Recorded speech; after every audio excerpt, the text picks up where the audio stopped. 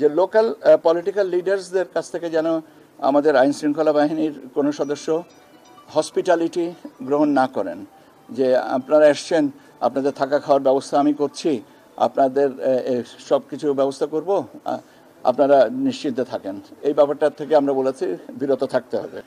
Cyber security sell, যেখানে social media প্ল্যাটফর্মগুলোকে monitor করা হবে, যে অপতথ্য সংস্কৃতি থেকে আমরা যেন মুক্ত থাকতে পারি।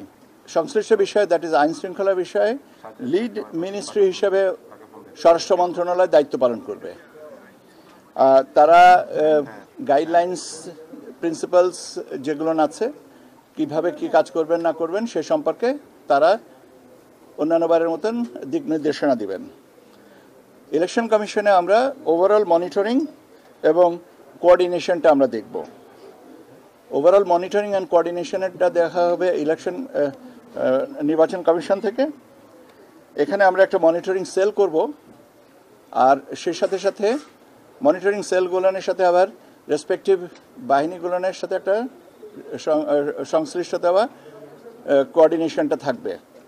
এখন সেলের সাইজ কত হবে, কতজনের প্রতিনিধি হবে, এটা সম্পর্কে কোনো সুনির্দিষ্টভাবে এখনো বলা হয়নি। প্রতিনিধিদের সংশ্লিষ্ট জায়গা থেকে যারা যে নাম্বারটা আসবে আমরা সেইভাবে এটা কোঅর্ডিনেট করে নেব। এর সাথে আমাদের আরেকটা থাকবে সাইবার সিকিউরিটি সেল, যেখানে সোশ্যাল মিডিয়া প্ল্যাটফর্মগুলোকে মনিটর করা হবে, যে অপতথ্য সংস্কৃতি থেকে আমরা যেন মুক্ত থাকতে পারি।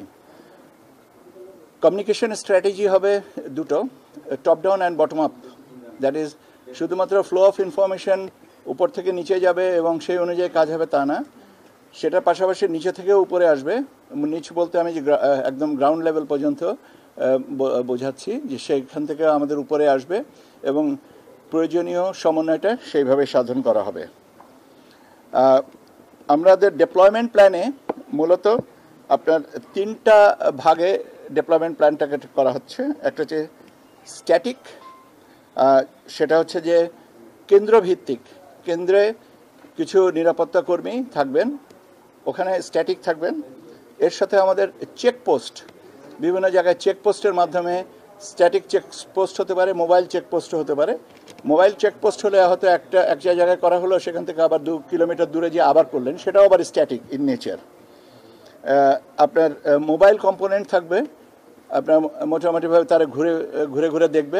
এখন একটা মোবাইল কম্পোনেন্ট যে কয়টা আপনার সেন্টার বা কয়টা কেন্দ্রকে বিবেচনায় রাখবেন, এটা এখনো পর্যন্ত সংশ্লিষ্ট বাহিনী থেকে বলা হবে যে তারা 3টা না 4টা নাকি 5টা নাকি 10টা, সেটা নির্ভর করবে জিওগ্রাফিক্যাল লোকেশন, অ্যাক্সেস রোড ইত্যাদির উপরে। সেটা নিয়ে সংশ্লিষ্ট বাহিনীগুলো তাদের ব্যবস্থাটা নেবেন। আর একটা থাকতে হবে সেন্ট্রাল রিজার্ভ। তাহলে তিনটা আমাদের ডেপ্লয়মেন্ট প্ল্যানে হচ্ছে, তিনটা কম্পোনেন্ট স্ট্যাটিক, একটা হচ্ছে যে মোবাইল কম্পোনেন্ট, আর একটা হচ্ছে সেন্ট্রাল রিজার্ভ। এর সাথে আপনার আমরা প্রচলিত অর্থে যেটা স্ট্রাইকিং ফোর্স বলি, সেটাও আপনার এই তিনটা ভাগে ভাগ করা হচ্ছে, যাদের মোটামুটিভাবে সক্ষমতাটা হচ্ছে যে মোবিলিটি টু মুভ, মানে possibility to move, that is মোবিলিটিটা একটা দেখার ব্যাপার আছে। ডেটারেন্সটা যেন ঠিক মতন হয়, আর এফেক্টিভ, সময় উপযোগী, যেটা যখনকার তখন, সকালেরটা যেন বিকালে না হয় এরকমটা। আর এর সাথে সাথে আমাদের এনটিএমসি আমাদের যে একটা পূজার সময় একটা অ্যাপ ডেভেলপ করেছিল, সেটা অ্যাপটাও আমরা ব্যবহার করব। আমরা বলি সাইবার সিকিউরিটির বিষয়টা আমরা। আর মূলত এই হচ্ছে আমাদের স্ট্র্যাটেজিক প্ল্যানটা। এর সাথে আরও কতগুলো জিনিস আসছে প্রাসঙ্গিক ক্রমে। সেটা হচ্ছে যে আমাদের সবসময় একটা কন্টিনজেন্সি প্ল্যান রাখার দরকার, যে এটা যদি প্ল্যান এ যদি হলো একই সাথে 2-3টা জায়গায় যদি হয়, তাহলে কন্টিনজেন্সি প্ল্যানটা, সমস্যা যদি 2-3টা জায়গায় হয়, তাহলে একটা জায়গায় ডেপ্লয়মেন্ট হয়ে গেলে সেকেন্ড বা থার্ড জায়গাটাতে থাকবে না। কাজে স্কেল ডাউন করে হলেও মোটামুটিভাবে কন্টিনজেন্সি প্ল্যানটা থাকতে হবে, যেন ব্যাকআপ আসপেক্টটা থাকে। টেকনোলজির ব্যবহার, সর্বোত্তম ব্যবহারটা করা যেতে পারে।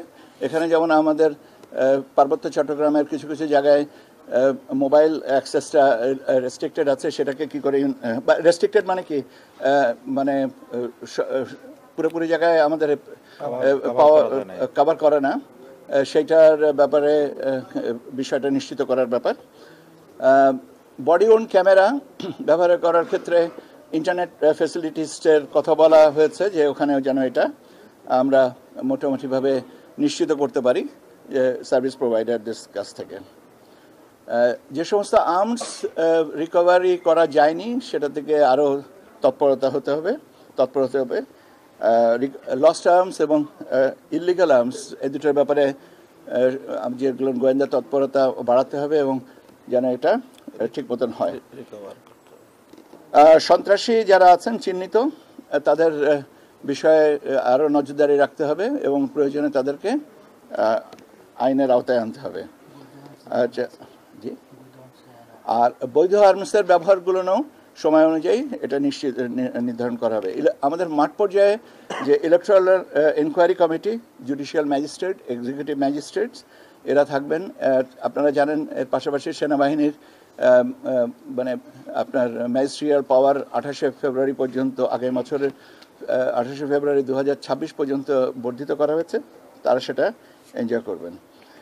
পোস্টাল ভোটের ব্যাপারে যেটা আছে সেখানে মূলত 4টা জিনিসের উপরে খুব বেশি নজর দেওয়া হয়েছে। সেটা হচ্ছে যে আমাদের যে বিদেশ থেকে যে পোস্টাল ভোটগুলো আসছে, আউট অফ কান্ট্রি ভোটিং, সেটা হচ্ছে এয়ারপোর্ট এবং তেজগাঁ যে সেন্টার, সর্টিং সেন্টার যেটা আছে, মেল ডেলিভারি এবং মেল সর্টিং সেন্টার, এখানে ডাবল নিরাপত্তা বা দ্বৈত নিরাপত্তার আচরণে সমন্বয় করে রাখতে হবে।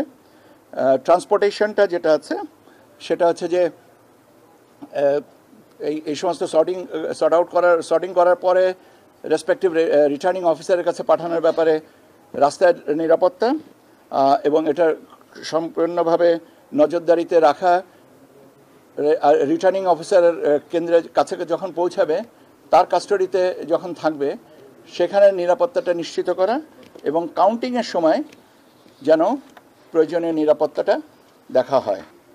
একটা জিনিসের প্রতি গুরুত্ব দেওয়া হচ্ছে যে লোকাল পলিটিক্যাল লিডার্সদের কাছ থেকে যেন আমাদের আইন শৃঙ্খলা বাহিনীর কোনো সদস্য হসপিটালিটি গ্রহণ না করেন, যে আপনারা এসছেন, আপনাদের থাকা খাওয়ার ব্যবস্থা আমি করছি, আপনাদের সব কিছু ব্যবস্থা করব, আপনারা নিশ্চিন্তে থাকেন। এই ব্যাপারটার থেকে আমরা বলেছি বিরত থাকতে হবে। যানবাহনের স্বল্পতার বিষয়টা বলা হয়েছে। সবাই বলেছেন যে যানবাহনের স্বল্পতার বিষয়টা আছে এবং সব বাহিনীর একটা, কেন সারা দেশে একই দিনে ভোট হবে, গণভোট এবং জাতীয় সংসদের নির্বাচনে ভোট, কাজেই মুভমেন্ট বাড়বে। সেই ক্ষেত্রে আপনার স্থানীয় পর্যায়ে যানবাহনের স্বল্পতার বিষয়টা আছে। ওটার ব্যাপারে দুভাবে আমরা চিন্তা করা যেতে পারে। একটা হচ্ছে যে সমস্ত সরকারি দপ্তর আছে তাদের যানবাহন আমরা ব্যবহার করতে পারি থ্রু রিকুইজিশন, আর আরেকটা হচ্ছে এবারে স্থানীয়ভাবে যদি ভাড়ায় সংগ্রহ করা যায়, তো সেইগুলো নিয়ে আরও রেসপেক্টিভ এজেন্সিগুলো আরও তো আপনার চিন্তাভাবনা করে তারা একটা প্র্যাগম্যাটিক সলিউশনটা দিবে। আমরা বিধি প্রতিপালনের ব্যাপারে, রাজনৈতিক দল এবং প্রার্থীর আচরণবিধি প্রতিপালনের ব্যাপারে সবাইকে বলেছেন, আমরাও বলেছি, এবং প্রথম দিন থেকেই আচরণবিধির সুষ্ঠু প্রয়োগ এবং তার ব্যাপারে আমরা বলেছি যে আমাদের অবস্থানটা, নির্বাচন কমিশনের অবস্থানটা অত্যন্ত স্পষ্ট, যে প্রথম দিন থেকেই আচরণবিধি প্রতিপালন যেন যথাযথভাবে হয় এবং সেই কারণে আমাদের সেই সূত্রে আইন শৃঙ্খলা বাহিনী সদস্যরা যেন আমাদেরকে সম্পূর্ণ সহযোগিতা করেন। আসলে সার্বিক বিষয়টা আর কি, নির্বাচন কমিশনের তো আর নিজস্ব কোনো বাহিনী নেই, তবে এই আমাদের আইন শৃঙ্খলার সাথে সম্পর্কিত সকল বাহিনীর উপরে একটা কোঅর্ডিনেটেড এফার্টসের উপরে আমাদের নির্ভরশীল করতে হয় এবং তারা সবাই প্রতিশ্রুতি দিয়েছেন যে তারা প্রথম দিন থেকেই মাঠে কাজ করবেন এবং কার্যকর ভূমিকা তারা পালন করবেন।